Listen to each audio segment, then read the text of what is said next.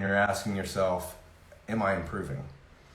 And then the final topic for today is determining our end goal, or determining done, what successful rehab or successful discharge is going to look like. And that's a big thing. And I've talked to each one of you about that in different ways. And it's more of something to determine as you go. We can't determine, it's hard, really hard to determine that in the beginning of rehab. All you know is I don't want to have to deal with this anymore.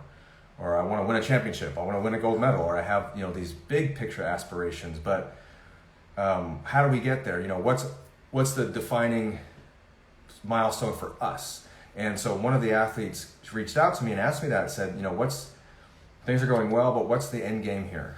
What are we shooting towards? And so this was even the fact that we're having this conversation is a sign of improvement, because we weren't even having that conversation. This is somebody who's dealing with low back pain and couldn't barely, bend over and pick up a bar. But now it's like, all right, I'm starting to train now. So what are we doing? That's awesome. So the questions that I posed to him were, what would things look like if you were training normally or uninhibited? Meaning, would you have a coach writing your program? Would you be writing your own program? Would you be just going in there and doing whatever you wanted, but not having any movements that you had to be careful about, that type of thing? Would you be programming for yourself? And then now think about where you are right now, both physically and mentally, and compare it to whatever training that you would normally do, the future you. Our end goal is filling that gap. So then I posed the second question of, so from your perspective, how big is that gap right now? What's stopping us from doing this tomorrow? What's stopping us from literally saying, hey, you're doing great, I'm here if you need me, and you being done with me? So you got to think about, are there still movements and activities that I'm not confident in, or that we're still working towards being able to do to their fullest extent? Am I confident communicating to a coach now who's not a healthcare provider per se, but communicating with he or she in terms of keeping the momentum going?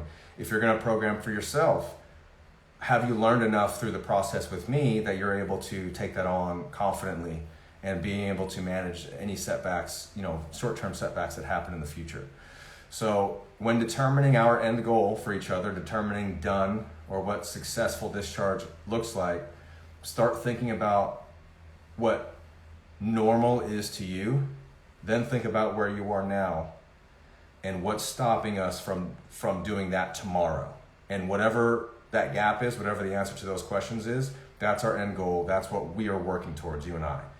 Hopefully this is helpful. And great. These are great questions, great topics that you give me. These are questions that you send me during the week. So I wanted to share with everybody. And we will see you next week.